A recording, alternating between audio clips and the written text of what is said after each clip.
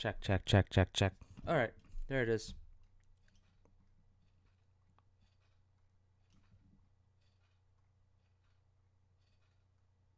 And there we are. Hey there, how you doing? This is Johnny Slivers here at Cackling Carnarium, and we are once again back. Yep, that's what happens with the live show. Getting back to that EDH study hall that is Throne of Eldraine. So, we're going to go ahead and take a look over here and get back into wherever we need to go. Throne of Eldraine. Now, last time we left off with the castles. So, we were looking at castles of Ardenvale, Castle of Embereth, Castle of Garenbrig, Castle of Lochthwain, and Castle of Ventress. And I was talking about the top five, how I would rank them, and much to my chagrin, I had to go ahead and say Castle of Ventress was definitely. Oh, let's get that volume off. Double looping. Yep. Good old technical punt. There we go. All right, so I was looking at the castles, and Ardenvale. What was it? Not Ardenvale. It was Ardenvale seemed like the slowest. Ventress, I ultimately decided, was probably the best of the castles, just because it didn't have stipulations. You basically, even though it's expensive to scry for 2, you don't have to pay any mana to get that. It's on a land, so that's pretty okay, actually. There's no stipulations on how you use that. That lands whenever. So that's pretty cool. And as much as I wanted Lochthwain to be a better option, that one unfortunately is a little too harsh, especially if you're in a game where people are drawing out a lot of hand. You're getting a lot of cards in your draw. It's very possible to have a full grip in EDH, and that's where you take 7 to the face every time you use it. That's a bit of a liability. Garenbrig's great for aggro, but that limitation is like these two are aggro based. And in a format where you have 3 other players most likely going to be having some kind of wrath effects, they are dependent on a board state. So Ventress won. That was really the number 1 there. So that was my hot take on that. Now we're going to go ahead and get... Going to get my collective thoughts together. We're going to pick up here with Cauldron Familiar. Cauldron Familiar is a 1/1 cat creature for 1 black. When Cauldron Familiar enters the battlefield, each opponent loses 1 life and you gain 1 life. Sacrifice a food, return Cauldron Familiar from your graveyard to the battlefield. Honestly, it just feels too slow for EDH. It's probably fine in something like Limited, but by the sounds of it, Limited is just insanely slow with all the food tokens, so this doesn't really cut into that action fast enough, I imagine, to really kind of get around that grindy environment that is the current Limited state. But when we talked about EDH, it's cute, but the food mechanic is tricky. So unfortunately, I think you need to see more cards with the food mechanic to make this more viable, and even then, it's kind of a slow go. So I would say no go to Cauldron Familiar. Cauldron's Gift, we've got Adamant, that option where if at least 3 black mana was spent to cast this spell, put the top 4 cards of your library into your graveyard. Okay. It is a sorcery for 4 and a black, and the second half of this card is the actual ability is you may choose a creature card in your graveyard. If you do, return it to the battlefield with an additional 1/1 counter on it. That's pretty interesting for a Reanimator. A little slow. I mean, your casual EDH will be a little more forgiving on the casting cost, but unfortunately, if you're getting into a more spiky environment, this is not going to be as fast as you need it to be. The idea that this kind of has at least 3 for the top 4 cards. This is almost kind of like it's got like a Buried Alive built into it. Actually, that's a good one. If we're gonna look at the kind of the genesis of the card and go look for, I think Buried Alive is a great way to go. Go gadget, Buried Alive. And Buried Alive had a couple of printings. The original printings were Weatherlight was the very first printing of it. I've seen a couple of them, and It got Ultimate Masters reprinting, came out in command. It was in a Commander product, so yeah. Buried Alive, search your library for up to 3 creature cards and put them into the graveyard. Shuffle your library afterwards. So I mean, this one's better overall than something like the Cauldron's Gift. But the idea that you can take the top 4 and just put them into your graveyard, so even if you've got nothing there, this can still be a viable card. It's not a dead card, and that's actually pretty good. It's slow, and I think that's the biggest drawback on it. If you're going mono black, this would be fine. This is like a good starter card. Like if you're going to be brewing something like mono black of any kind and you're doing some graveyard shenanigans, if you're new to the format, this is a great start point. And I'd say give it a whirl, but just understand that you're going to have better options, kind of like for reanimating stuff. Me personally, I've got this little guy right here. These exist. Ultimately, it's going to do the job a bit better. So there it is. It's an okay card. I wouldn't swoon over it, but it is not the worst. All right. Charmed Sleep for 1 and 2 blue, an enchant creature, aura. When Charmed Sleep enters the battlefield, tap enchanted creature. Enchanted creature doesn't untap during its controller's untapped phase. This is pretty classic blue removal, usually something more akin to a draft environment that would be more effective. EDH is a little trickier, I think, personally, because a lot of people, when they're trying to tune their decks, they're trying to get as much value as they can out of the card. So a lot of times there'll be static effects on the creatures that are in play, even though you're tapping it down and can't attack or block. The downside is many of those creatures are still going to have an effect on the board state. So it's not the strongest removal, but if you're in blue and if you're going mono blue and you don't have removal options, it is an option. Being an enchantment makes it a more permanent removal as opposed to a bounce spell. But I would, keep shopping around. It's okay, but I'm not jumping on. That doesn't jump out at me for EDH. Charming Prince is the next one up. We've got a 2/2 human noble for 1 and a white. When Charming Prince enters the battlefield, choose 1. Scry 2. You gain 3 life.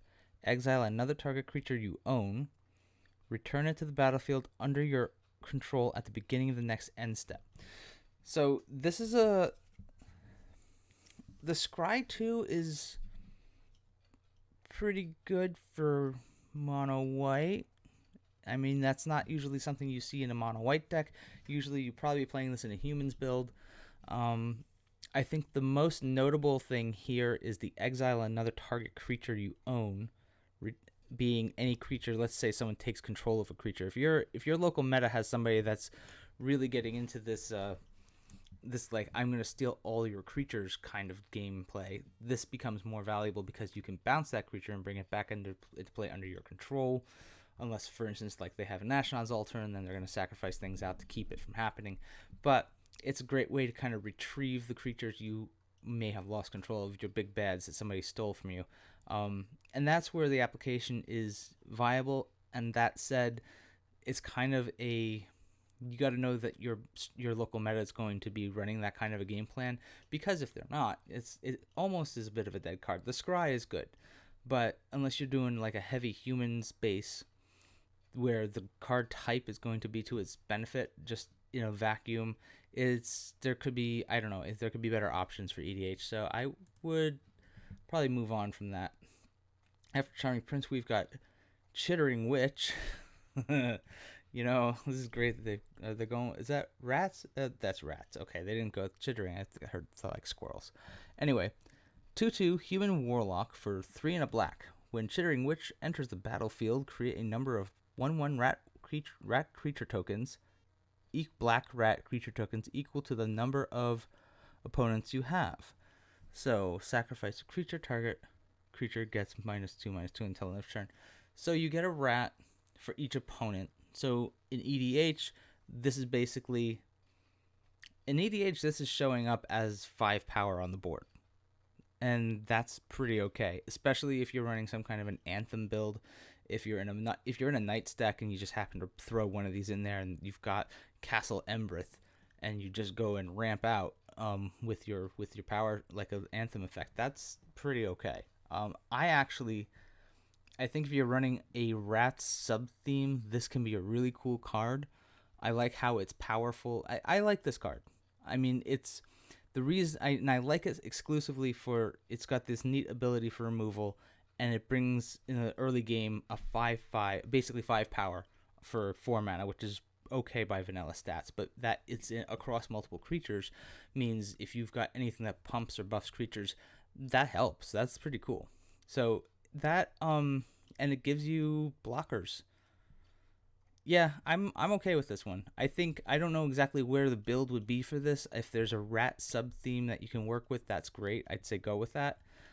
If you're doing anything like some kind of Mardu aggro or Alesha, I think Alesha might work with this. Let's go check that out. Hang on, let's go look up Alesha. Alesha, who smiles at death from Fate Reforged. Got printings in Commander 16. Cheap commander. So Alesha is 2 and a red for a 3/2 first strike legendary human warrior. Whenever Alesha, who smiles at death, attacks, you may pay 2 Orzhov, white and or black. If you do, return target creature with power 2 or less from your graveyard to the battlefield, tapped and attacking. All right, cool. This is a Chittering Witch. Is actually a neat add-in for an Alesha deck. You can basically swing Alesha, bring the witch back into play, and then that's awesome.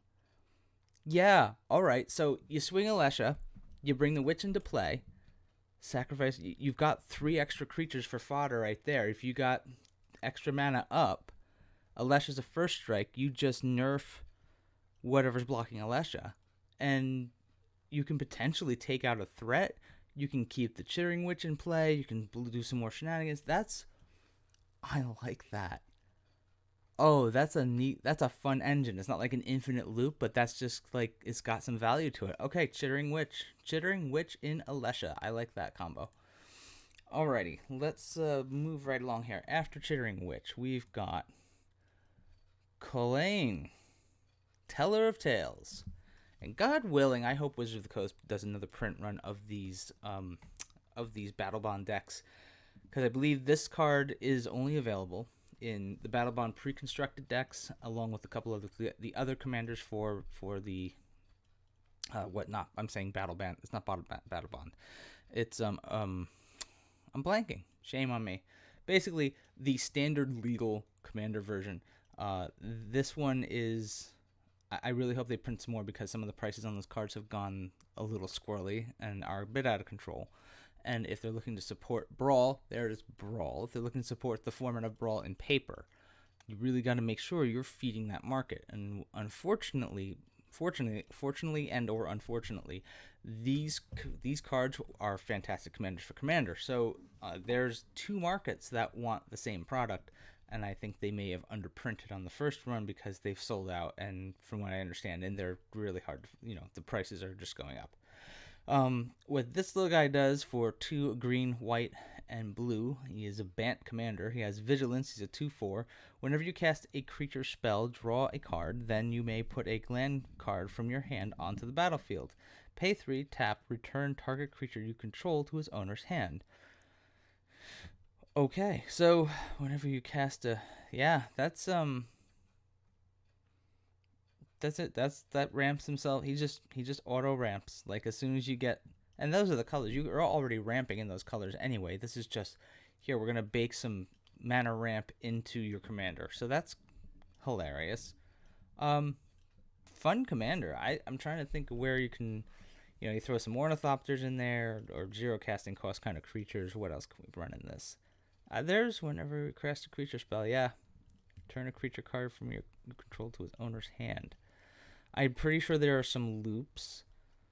It's really just a value engine, ultimately. Because every time you cast a creature, if you've got land in hand, you just drop that land into play, and you're in the right colors for card draw. It's just like an engine. It just kind of like slowly grinds out value. All right. Cauldron, good commander. I like him.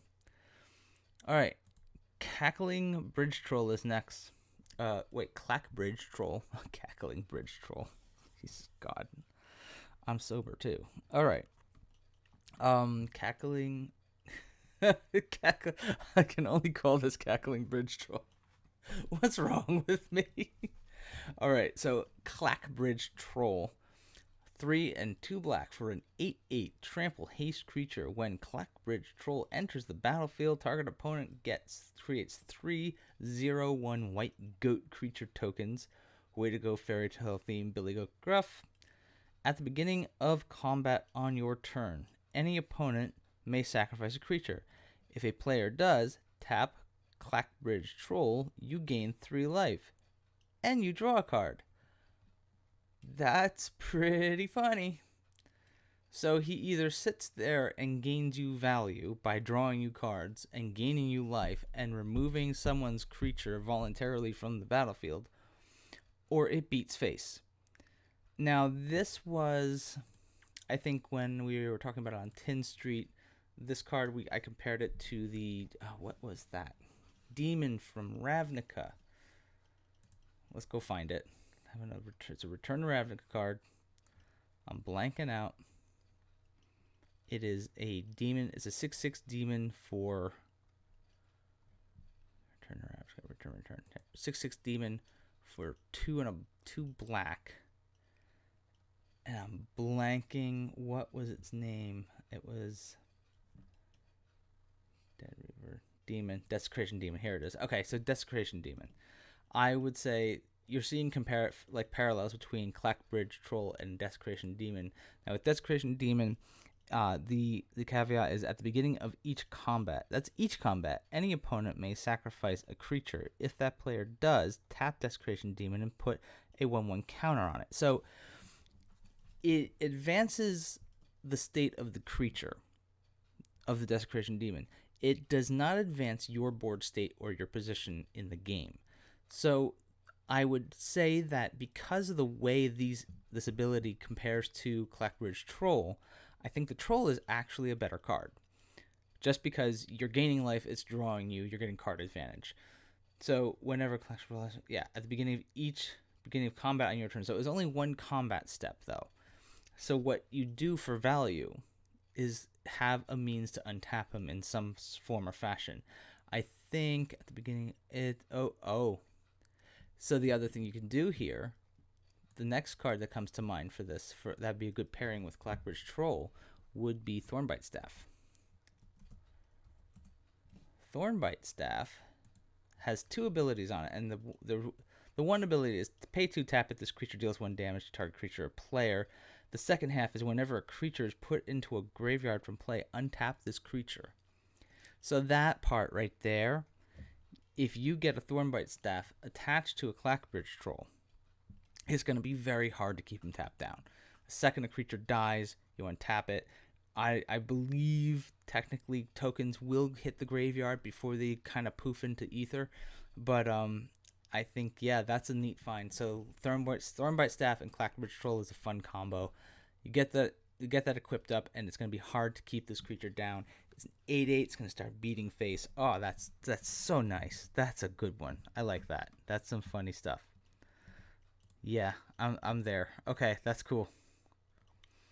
After Clackbridge Troll, we've got Claim the Firstborn.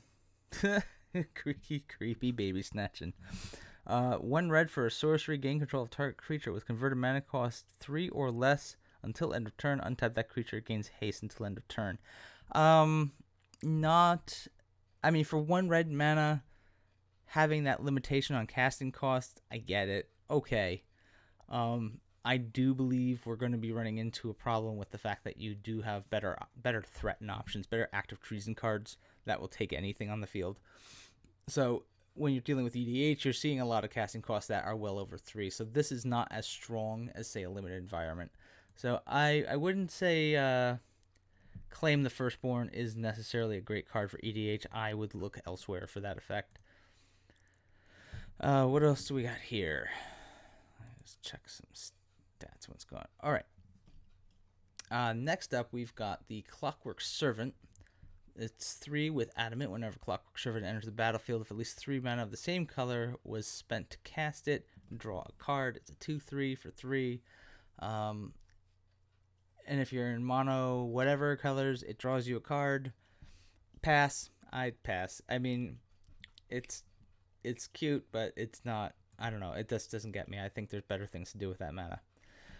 What else? After that, Command Tower. This is in the pre-constructed decks for the brawl format. Cool artwork, but ultimately, lots of options for it. So, of course, naturally, because it's a Command Tower, you play it in Commander. After Command Tower, we have Corridor Monitor. It is a...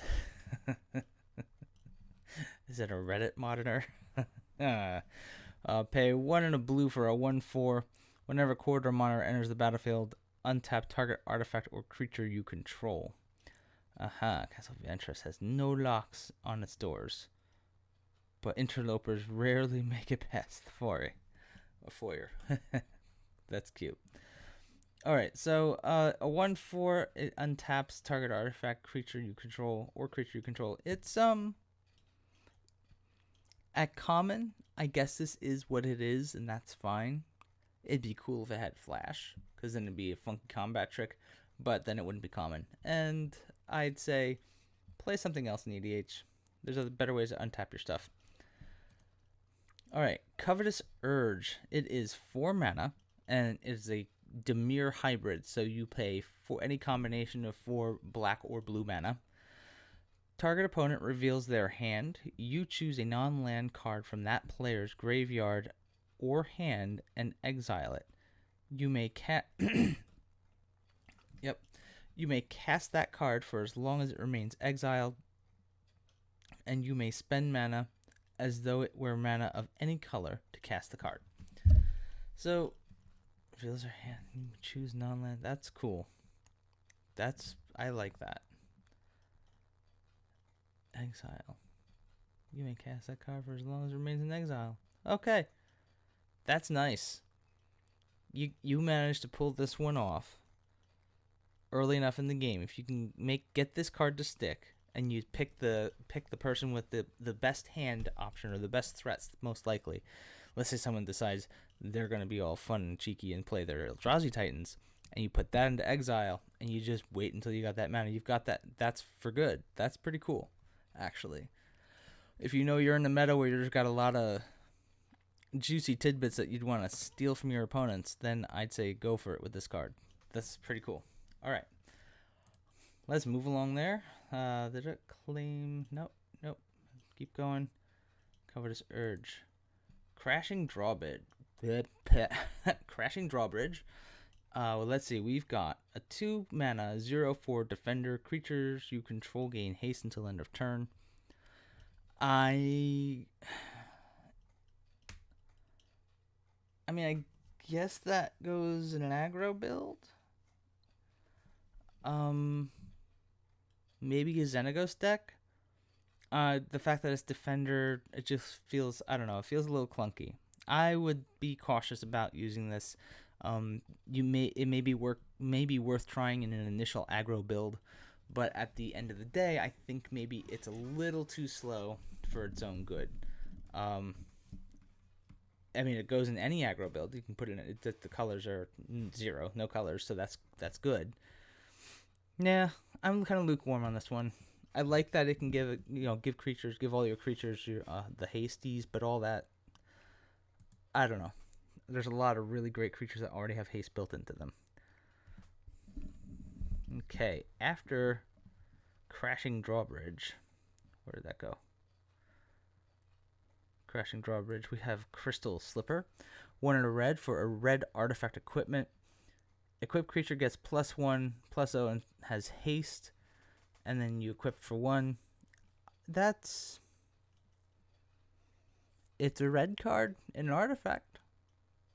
If you got for one mana, giving something haste is pretty okay. So it just kind of sits there. It gives them a buff. All right. Yeah, it's okay. I think if you've got a red build and you've got big bads that you need to give them the hasty options, this is okay. The casting cost up front is fine. The equip cost is fine. I'm okay with this card. For common, I think it can do some funny things in EDH. Just remember, if you're fine-tuning a deck and looking to get more competitive, this is going to be an easy cut. But it's worth trying it out. I think it's worth good. Yeah, it's okay. I'm okay with it. Curious Pair. Oh, right. Treats to share. So, another adventure card. Treats to share. Create a food token. 1 and a green for a 1/3 creature. The treats to share spell option costs 1 green. Nope. No, I'd say pass. This one's kind of boring. Okay. And that is Curious Pair. Okay, I think... What are we going to do here? I think, how are we looking here? How are we doing? We got...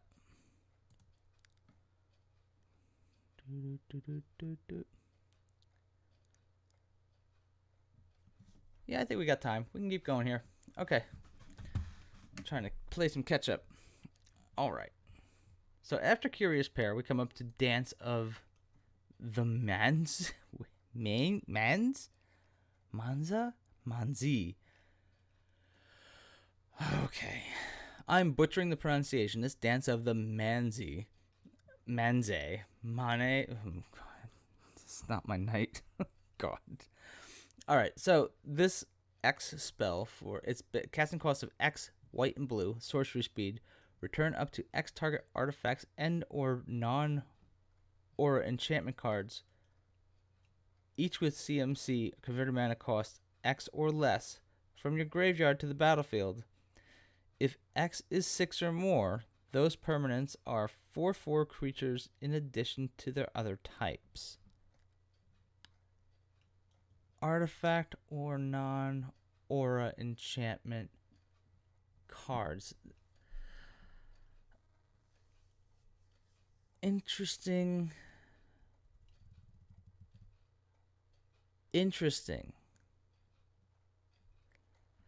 Extra interesting because I'm pretty sure I saw that we are going back to Theros. This is going to, just making speculation for standard, this actually, I think, could get busted when Theros comes up.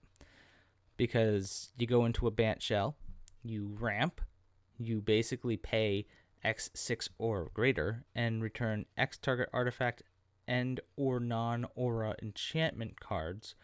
So we go back to Theros, I'll bet you we get some more enchantment creatures, enchantment this and that, so you have plenty of targets to bring into play. This card could get silly.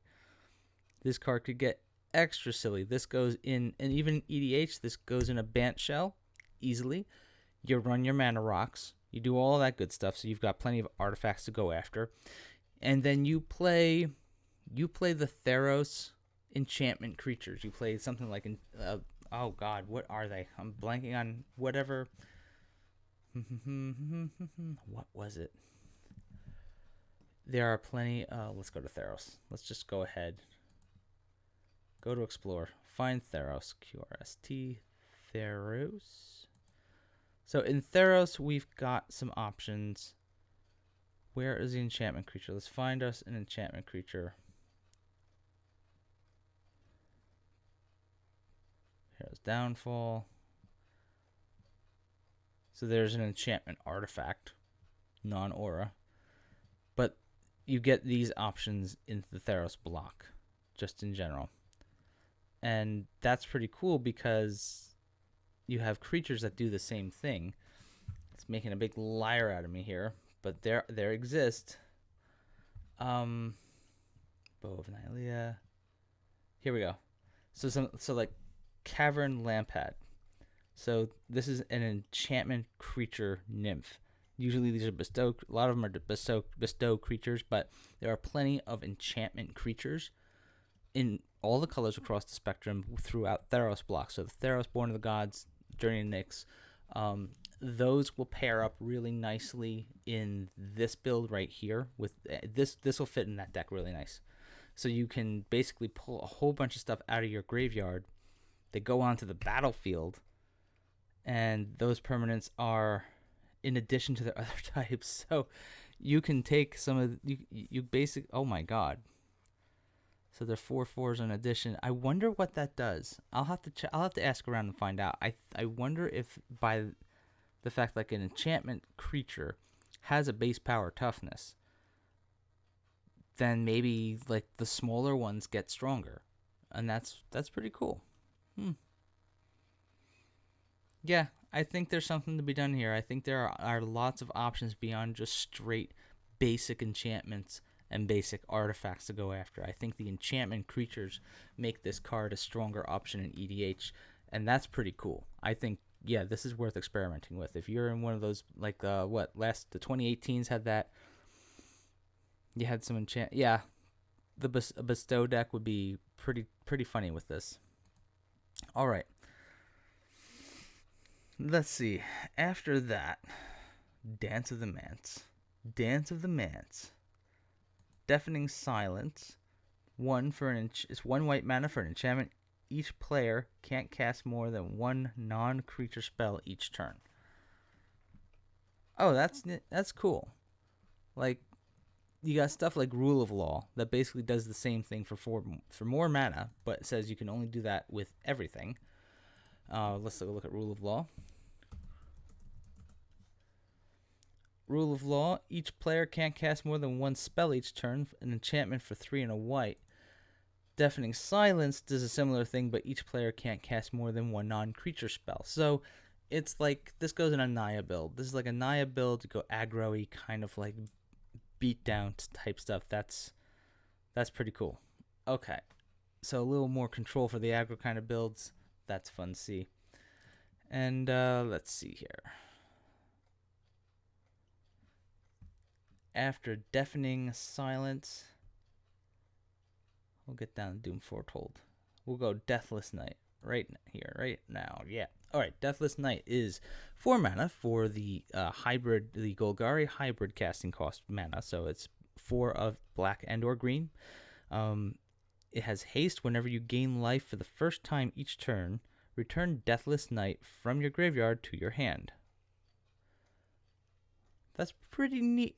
Hey, all right. Okay. Yep.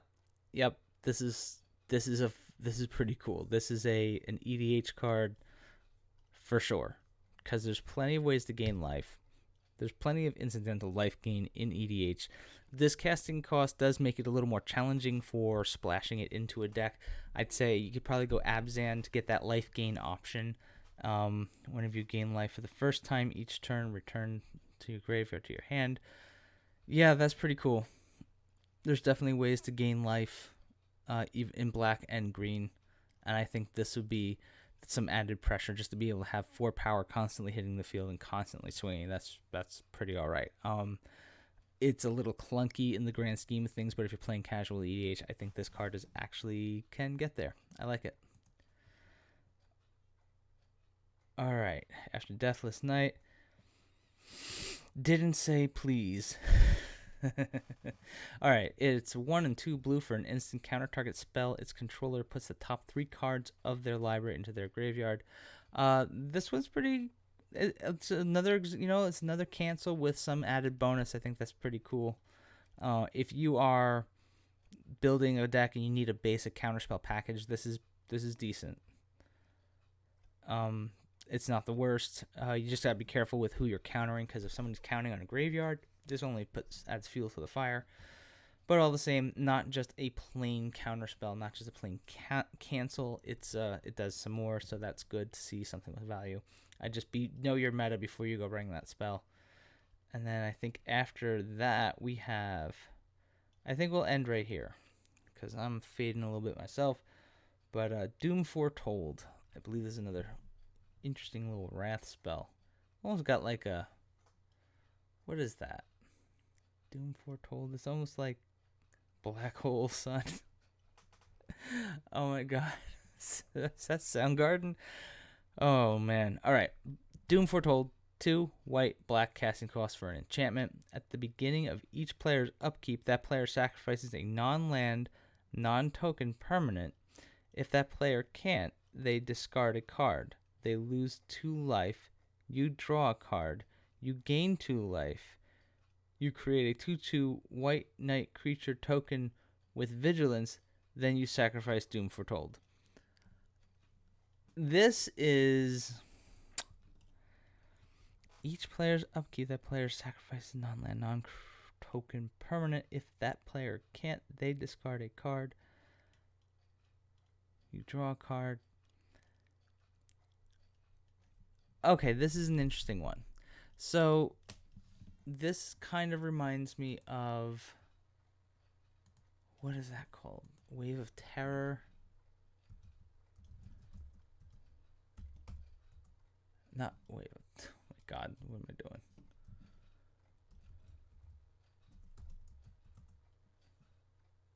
Wave of Terror. So like something like Wave of Terror.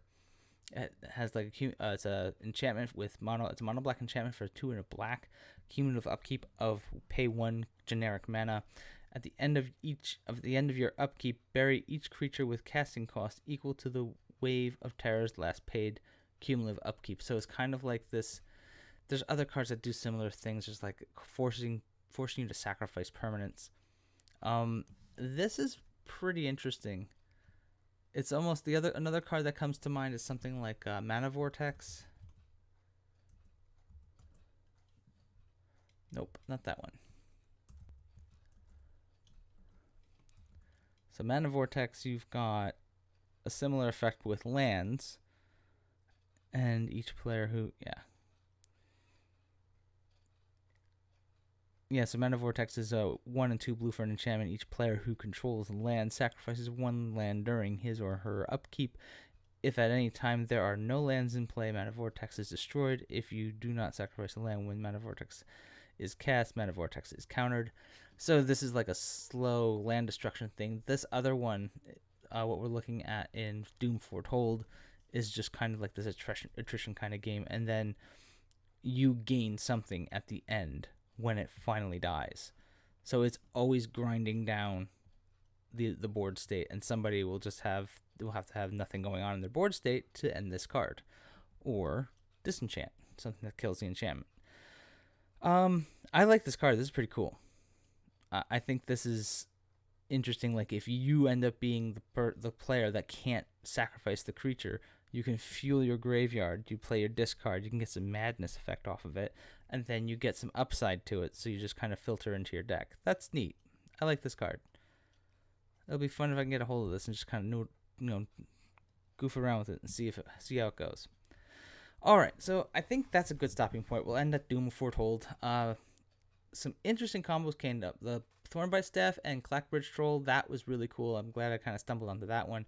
Also, the Chittering Witch with the Alesha decks will be an interesting play, especially when the Chittering Witch brings in that option to give the blocking creatures -2/-2. That can actually save Alesha from non-profitable blocks. That's pretty cool. So we found some cool stuff today. I'm liking where this is going. I hope you enjoyed. I hope it was useful for you. If you have any questions, send them in the comments below. Like and subscribe. And also be sure to hit me up on Twitter at Johnny Slivers if you have any other questions or want to talk to me about my series, if that's something you want to do. All right. Thank you for joining me. I hope you have a great night. Until next time, may your top decks be epic.